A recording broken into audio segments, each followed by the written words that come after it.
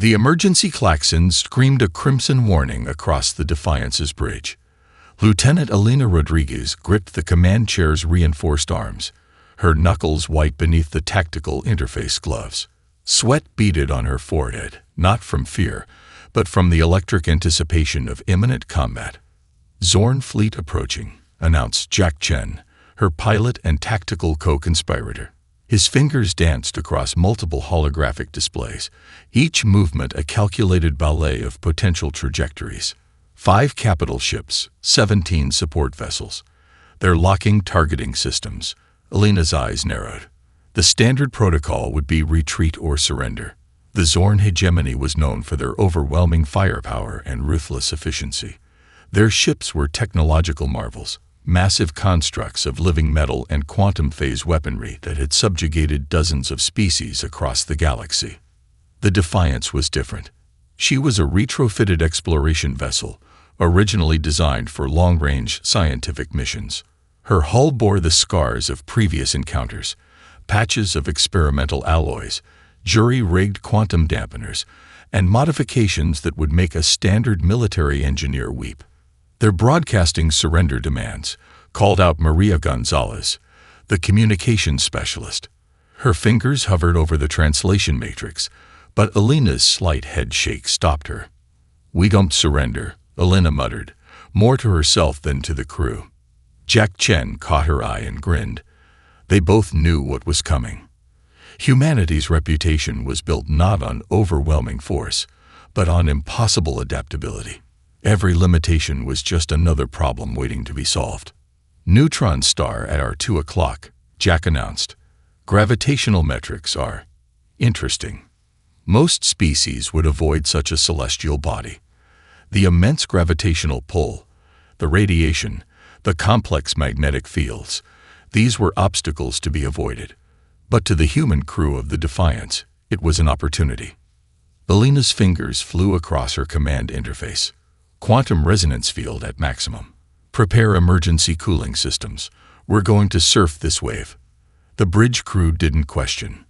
They trusted their lieutenant with a bond that transcended traditional military hierarchy.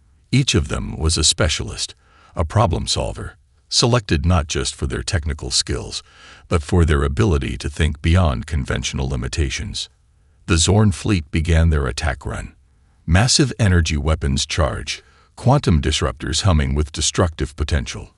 They expected a standard engagement, targeted strikes, defensive maneuvers, the inevitable surrender or destruction of the human vessel.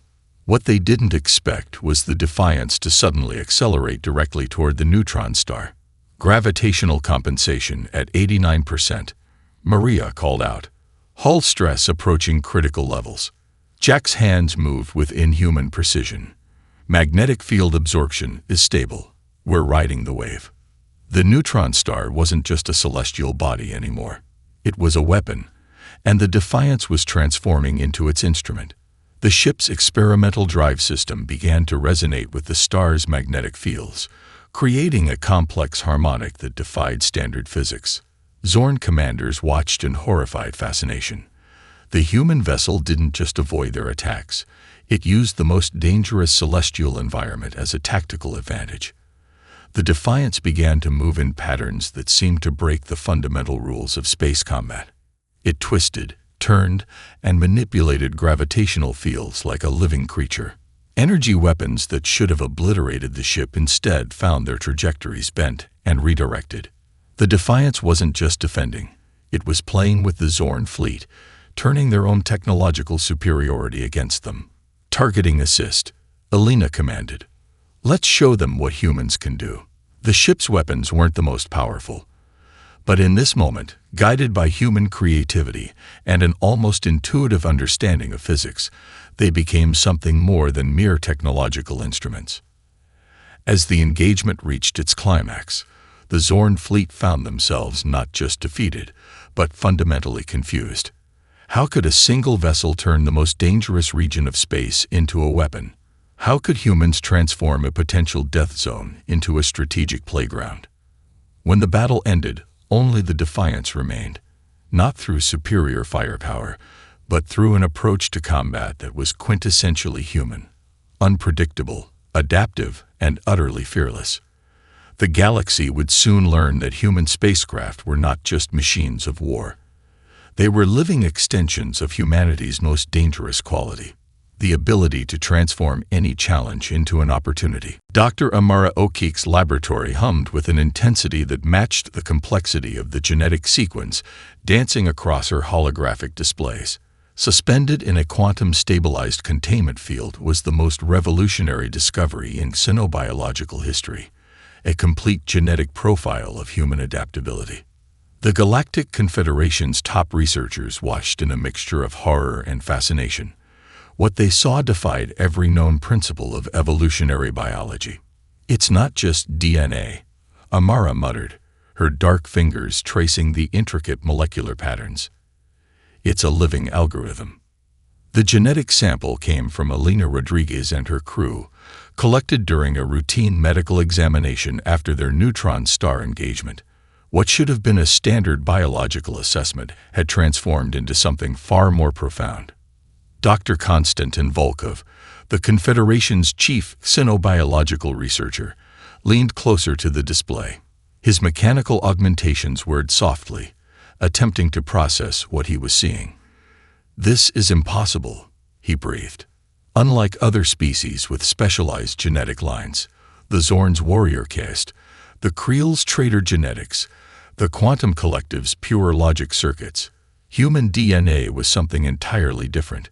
It was a complex, adaptive system that treated every challenge as a problem to be solved. Amara's research revealed that human genes didn't just adapt. They anticipated. Each genetic sequence contained what could only be described as predictive mutations. Stress markers weren't just responses to external stimuli. They were active prediction engines. When faced with a challenge, human DNA would begin to reconfigure itself, creating potential solution pathways before the challenge fully manifested. "Look here," she pointed to a sequence that seemed to pulse with an almost living intelligence. "Traditional genetic memory is passive. This is active. It's like the DNA is constantly wargaming potential scenarios." The implications were terrifying. While other species evolved over millennia, humans could genetically adapt within generations, sometimes even within a single lifetime. The neutron star battle wasn't just a tactical victory. It was evidence of an evolutionary process so dynamic it bordered on the supernatural. Volkov's augmented eye zoomed in on a particularly complex genetic marker. "These are not mutations," he said slowly. "These are intentional redesigns." The human genetic code didn't just react to environmental pressures. It anticipated them, prepared for them, and then transformed them into opportunities. Each challenge was a chance for growth, each limitation a puzzle waiting to be solved. Amara pulled up comparative genetic studies. Zorn warriors were genetically engineered for combat, with specific traits hardwired into their biology. Creel traders had genetic memory that stretched back centuries, allowing instantaneous economic calculations. The quantum collective was essentially a living computer network. Humans were something else entirely. Their genes were a fluid intelligence, a living strategic network that treated every biological constraint as a temporary suggestion. Stress didn't break humans, it inspired them. Limitations were not walls, but starting points for innovation. "Do you understand what this means?" Amara asked the stunned researchers around her. "Humans don't just adapt to their environment. They'd redesign it." The genetic sample seemed to pulse, as if challenging their understanding. Each marker was a potential pathway, each sequence a universe of possible responses. It wasn't just genetic code. It was a blueprint for survival that transformed every challenge into an opportunity. Volkov's augmentations began to overheat from the computational complexity. "This isn't evolution," he stammered. "This is something else entirely." The research team realized they were looking at more than a biological curiosity. This was a fundamental reimagining of what intelligence could be. Humans weren't just a species. They were a living, breathing strategic algorithm that happened to have DNA. In the sterile confines of the research facility, surrounded by the most advanced scientific equipment in the galaxy, Dr. Amara O'Keefe made a prediction that would send shockwaves through the Galactic Confederation. Humanity wasn't just another species waiting to be categorized or conquered. They were a force of nature, unpredictable, uncontrollable, and utterly transformative. The galaxy was about to change, and no one was prepared for what humans would do next. The Creel mercantile fleet never saw it coming. Captain Aria Santiago stood on the bridge of the HSV Entrepreneur, a vessel that looked more like a hybrid between a trading ship and a strategic command center. Around her, what appeared to be standard merchant vessels moved in a formation that defied traditional commercial logistics. Market infiltration at 62%, announced Miguel Rodriguez, the ship's quantum economic warfare specialist. His fingers danced across holographic interfaces that looked more like complex battlefield displays than standard trading consoles. The Creel had attacked a human merchant convoy, expecting an easy target. They believed they were striking at the heart of human economic vulnerabilities. Instead, they had triggered a response that would redefine the very concept of economic warfare. Initiating the inverse predation protocol, Aria said quietly. What followed was not a military engagement. It was a systematic dismantling of an entire economic ecosystem. Each human vessel was more than a ship. It was a living economic weapon. Quantum entanglement communication systems allowed instantaneous information sharing that made the Creel's most advanced communication networks look like primitive smoke signals. Trading algorithms developed by human specialists weren't just predictive. They were adaptive, learning systems that could anticipate and manipulate market conditions in real time. Miguel pulled up a holographic representation of the Creel trade networks. "Watch this," he said with a predatory grin. The human ships began to move with a precision that defied traditional maritime logic. They weren't just avoiding Creel attack vessels. They were strategically positioning themselves to create maximum economic disruption. A series of seemingly random trades began to ripple through the Creel's economic infrastructure. Commodities were purchased, transferred, and resold at rates that made no immediate sense. But each transaction was a carefully calculated move in a much larger game. "We're not just fighting," Aria explained to her stunned bridge crew. "We're surgically dismantling their entire economic framework." The Creel had a hierarchical trade system built over millennia. Certain merchant families controlled specific trade routes, with generations of established relationships and predictable behavior patterns. Humans saw this not as a strength, but as a vulnerability to be exploited. Quantum encrypted trading algorithms began to introduce micro-instabilities into the Creel's market. A shipment here, a futures contract there. Each move was a precise strike designed to create cascading economic failures. Within hours, the first Creel trade houses began to destabilize. Centuries-old trading families found their carefully constructed economic empires crumbling from within. The attacks weren't just financial, they were psychological. The humans were demonstrating that in the universe of commerce, traditional rules could be completely rewritten. Negative market confidence detected in Creel tertiary economic zones, Miguel announced. The excitement in his voice was barely contained. This wasn't just an attack. It was economic warfare elevated to an art form. Aria watched the holographic displays, each representing a different layer of economic disruption. The human ships moved like a living organism, each vessel a cell in a much larger strategic body. They weren't just trading. They were conducting a symphony of economic destruction. The most terrifying part for the Creel wasn't the financial losses. It was the realization that humans viewed commerce as just another battlefield, and they were grandmasters of strategic dismantling. Quantum communication networks lit up with confused Creel communications. Their most advanced economic predictive models had been rendered useless. The humans hadn't just attacked their trade routes. They had fundamentally altered the very mathematics of their economic existence. "Protocol completion in T-47 minutes, Miguel said. By the time the Creel realized the full extent of the attack, entire economic sectors had been systematically neutralized, not through direct military conflict, but through a form of economic judo that turned the enemy's own strengths against them. Aria Santiago allowed herself a small smile. This was why humans were feared. They didn't just fight wars. They'd reimagined the very concept of conflict. As the last economic dominoes fell, the galaxy watched in stunned silence. The human merchant fleet had just demonstrated that in their hands, a trading vessel could be more devastating than an entire battleship. The message was clear. Do not mistake human merchants for easy targets. The communication log was unlike anything the Galactic Confederation had ever encountered.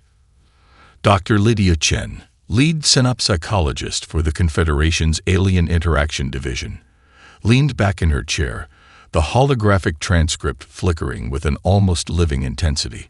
What should have been a standard recording of spacecraft communications was something far more profound, a window into a relationship that defied every known principle of biological and technological interaction.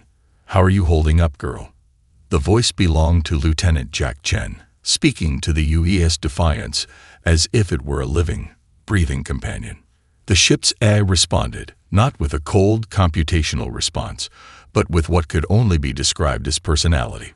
"Quantum stabilizers are running hot, Jack, but I've got some tricks left." Lydia's augmented analysis systems began to overheat. This wasn't just communication.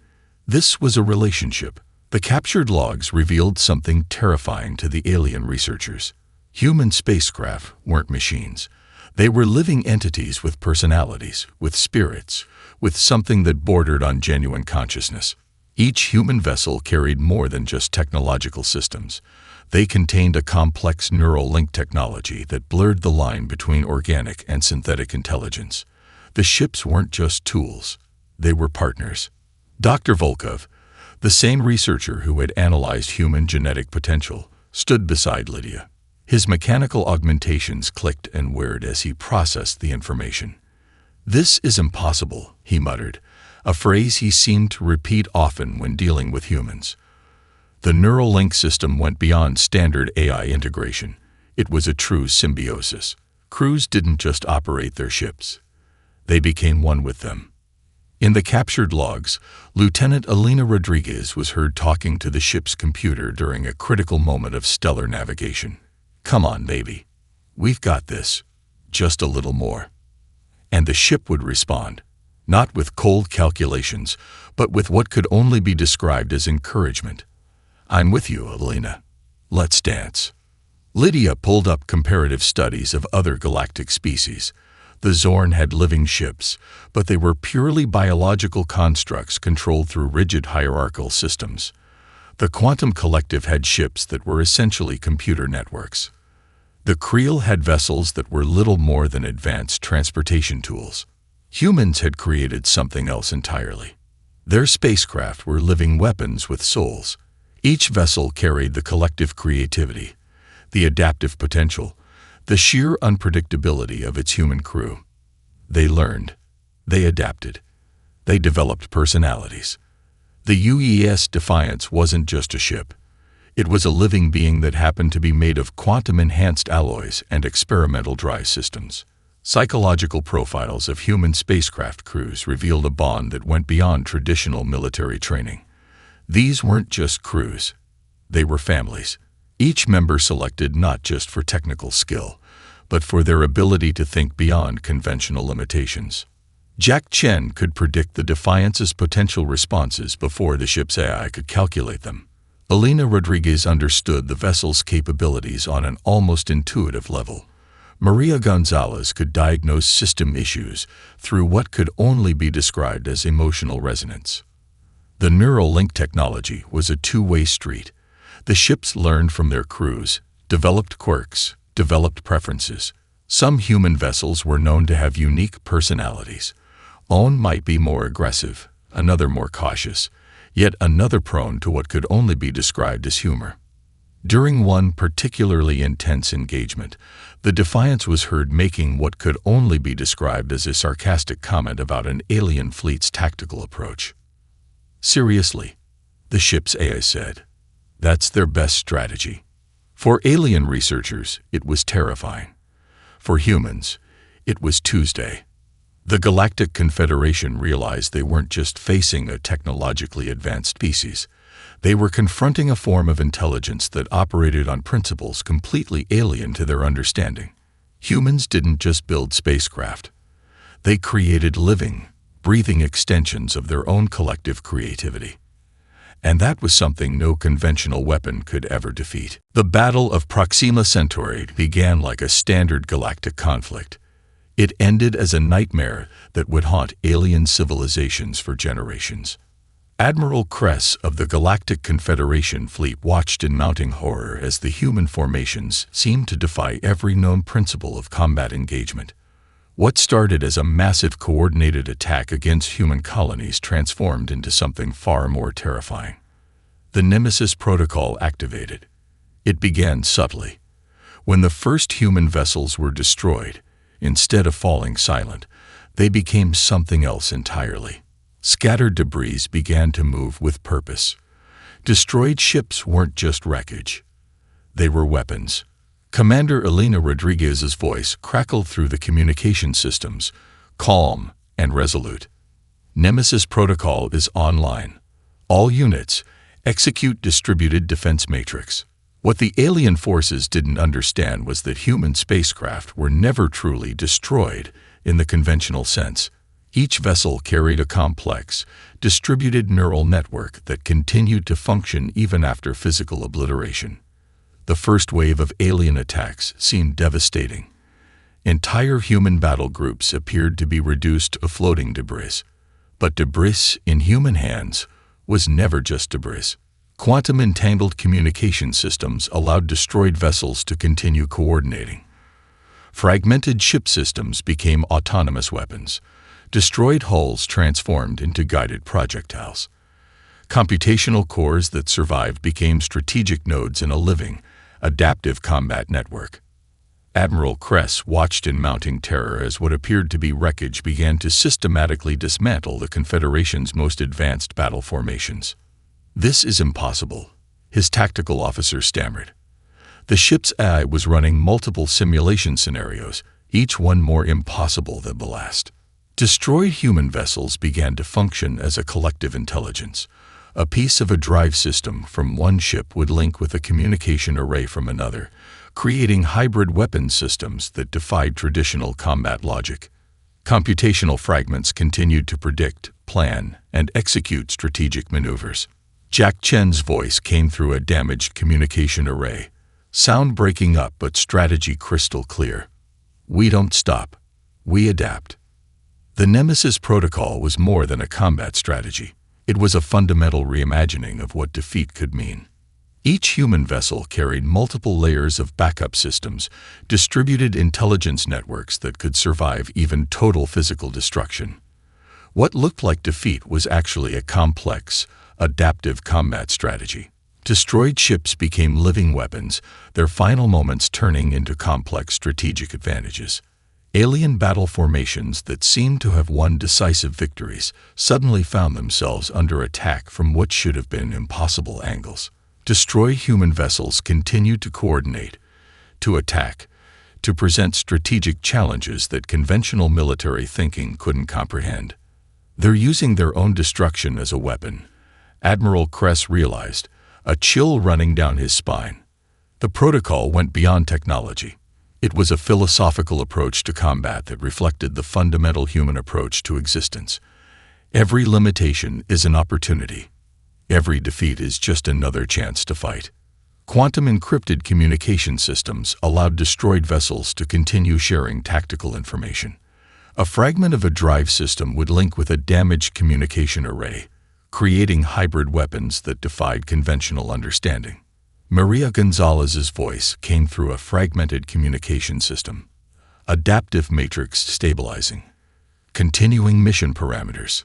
The Confederation's most advanced AI systems began to overheat trying to predict the human combat strategy.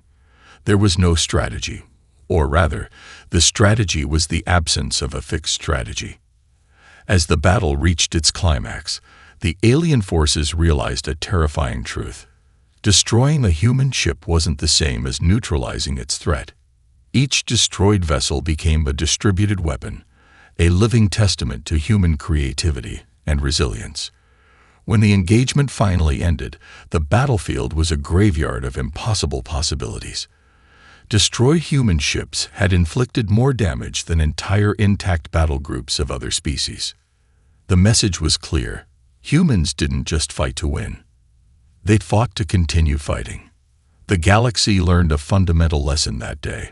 With humans, defeat was just another word for not finished yet. The archaeological vault was a time capsule of human innovation, a museum that told a story far more terrifying than any military record. Dr. Hiroshi Nakamura carefully extracted the first prototype of human interstellar technology. It was a mess of welded metal, experimental quantum drives, and what could only be described as industrial-grade duct tape. To alien researchers, it looked like a cobbled-together disaster. To humans, it was a masterpiece of survival. The artifact was the HSV Pioneer, humanity's first true interstellar vessel. Its design told a story of innovation born from desperation, of technology created not through careful planning, but through raw, unbridled necessity. Recovered historical records revealed a fundamental truth about human technological development. Every major advancement came from conflict, economic necessity, or sheer survival instinct. The Pioneer's hull bore the marks of multiple improvised modifications. A quantum drive stabilizer was clearly repurposed from an industrial mining laser. Navigation systems showed evidence of being cobbled together from communication arrays and experimental computing hardware. Each component told a story of humans refusing to accept limitations. "Look here," Nakamura pointed to a section of the hull to his alien research colleagues. "This is where they literally welded together two different technological systems that were never meant to work together." The Galactic Confederation's lead researchers leaned closer. The technological integration was something between genius and madness. Unlike other species that develop technology through linear, carefully planned progression, humans treated technological development like a continuous, chaotic improvisation. The Pioneer's development logs were a testament to human innovation. Multiple entries showed impossible problem-solving. Primary quantum drive failed. Repurpose mining laser cooling system as temporary replacement. Navigation computer destroyed, using 3 smartphone processors and an old gaming computer to recalibrate. Radiation shielding compromised. Applied experimental ceramic coating originally developed for deep-sea exploration. Each challenge was an opportunity. Each limitation was just another puzzle waiting to be solved. Dr. Elena Rodriguez, a distant relative of the original ship's crew, explained the human approach to her alien colleagues. "We don't see technology as a finished product. We see it as a continuous conversation between what is and what could be." The archaeological records showed that human technological development wasn't a smooth progression. It was a series of desperate innovations, each born from seemingly impossible challenges. The first interstellar drives weren't created in sterile laboratories. They were developed in mining colonies facing extinction, in economic zones struggling for survival, in environments that demanded impossible adaptations. A section of the Pioneer's original design documentation captured the essence of human innovation. Problem: insufficient power generation for long-range travel. Solution: combine experimental fusion reactor with modified deep-sea oil rig cooling systems. Potential failure rate: 87%. Implemented anyway. Yes. The alien researchers found this approach incomprehensible. Where was the careful planning? The risk mitigation? The systematic approach to technological development? What they didn't understand was that for humans, risk wasn't something to be avoided. It was an integral part of innovation. The Pioneer's most remarkable feature wasn't its technology. It was the philosophy behind its creation.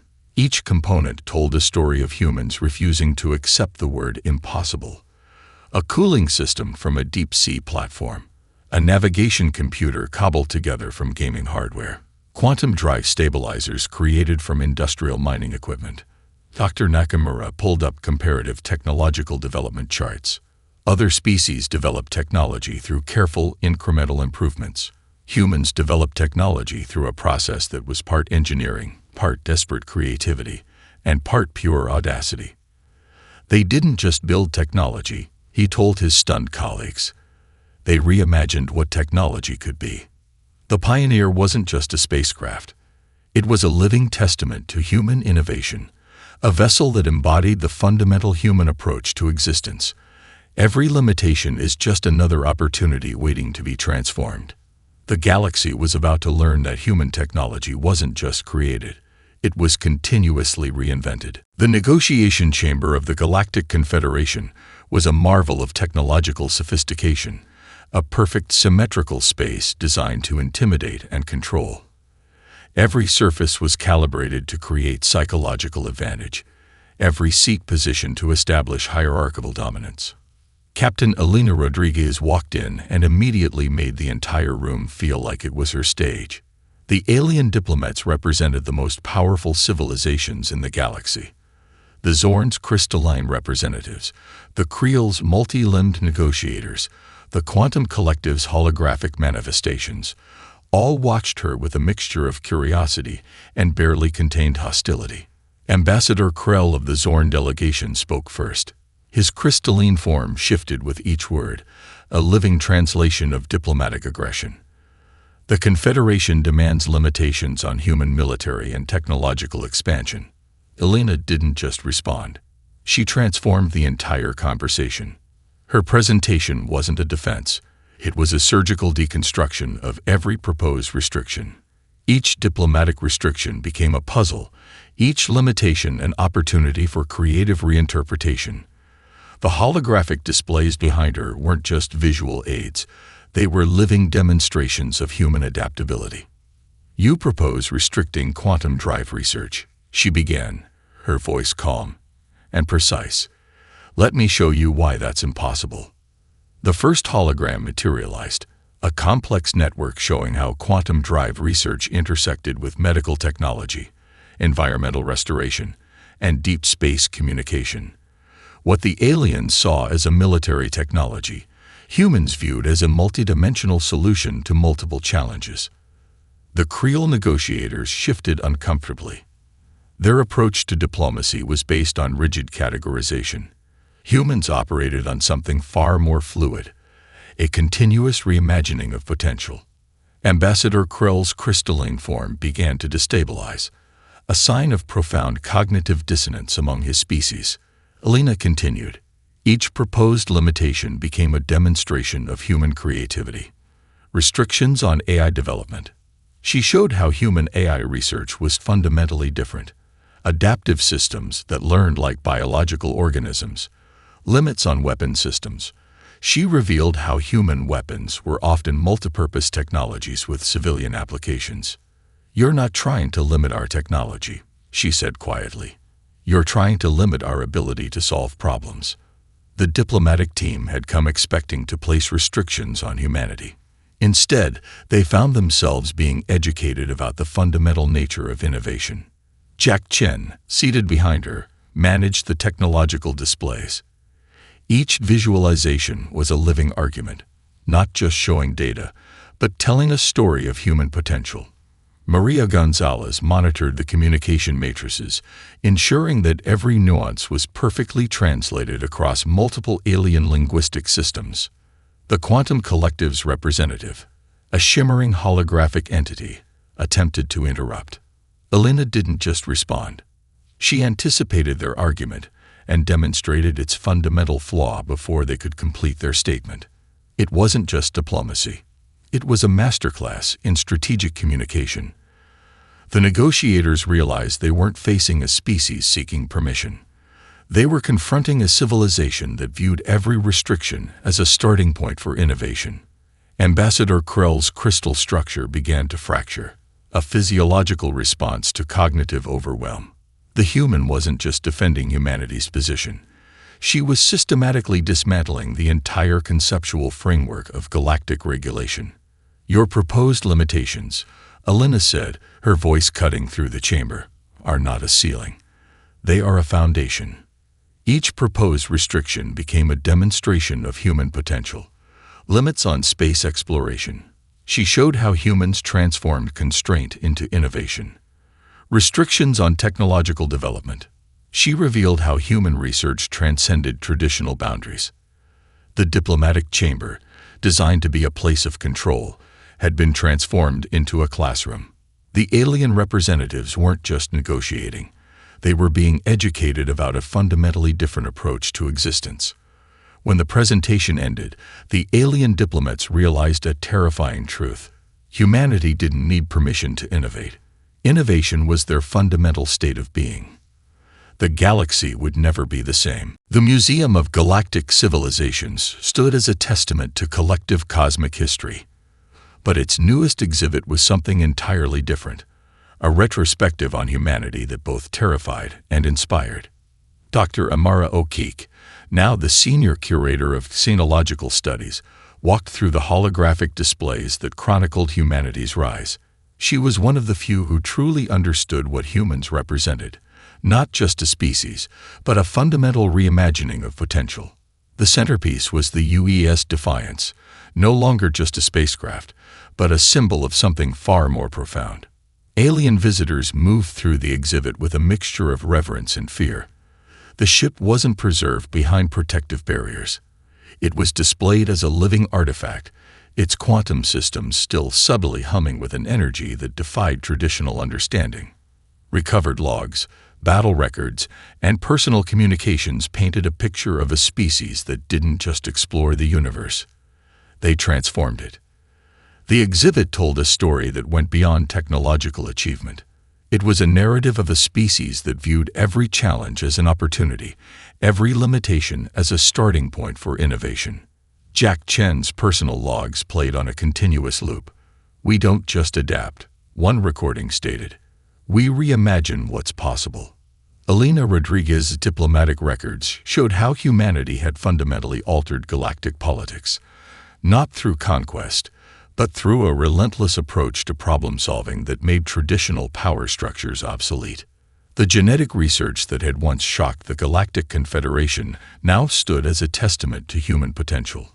Displays showed how human DNA was a living, adaptive system, a biological algorithm that anticipated challenges before they fully manifested. Multiple alien species had attempted to understand humanity. They had failed. Humans weren't just another spacefaring civilization. They were a force of nature, unpredictable, uncontrollable, and utterly transformative. The economic warfare strategies that had dismantled the Creel's trade networks were displayed as a masterclass in strategic thinking. What other species saw as commerce, humans viewed as another form of problem-solving. The Nemesis Protocol wasn't just a military strategy. It was a philosophical approach to existence, the idea that defeat was just another opportunity for innovation. Visitors could interact with holographic recreations of human spacecraft crews. Each simulation revealed the same fundamental characteristic, an ability to turn any situation into an opportunity for growth. "Look at how they think," Dr. O'Keefe would tell wide-eyed visitors. "Humans don't see obstacles. They see puzzles waiting to be solved." The exhibit captured moments that defied traditional understanding. The neutron star battle that first brought humanity to galactic attention. The economic dismantling of the Creel trade networks. The diplomatic confrontation that rewrote galactic political understanding. But it was more than a historical record. It was a living testament to a species that refused to be defined by limitations. Recovered personal communications revealed the true source of human potential. It wasn't technology. It wasn't genetic superiority. It was a fundamental approach to existence, a collective creativity that transformed every challenge into an opportunity. In the vast, cold silence of space, one of Elena Rodriguez's final logs read, "Humanity didn't just survive. We danced." The final display was deceptively simple. A single quote, projected in multiple alien languages. "The universe is not a problem to be solved. It's a canvas to be reimagined." Dr. O'Keefe watched as alien visitors moved through the exhibit. Some were inspired. Some were terrified. Most were both. Humanity had done more than explore the galaxy. They had fundamentally transformed the concept of what was possible. The UES Defiance continued to hum softly, a living reminder that in the cosmic dance of existence, humans didn't just participate. They rewrote the entire choreography. The galaxy would never be the same.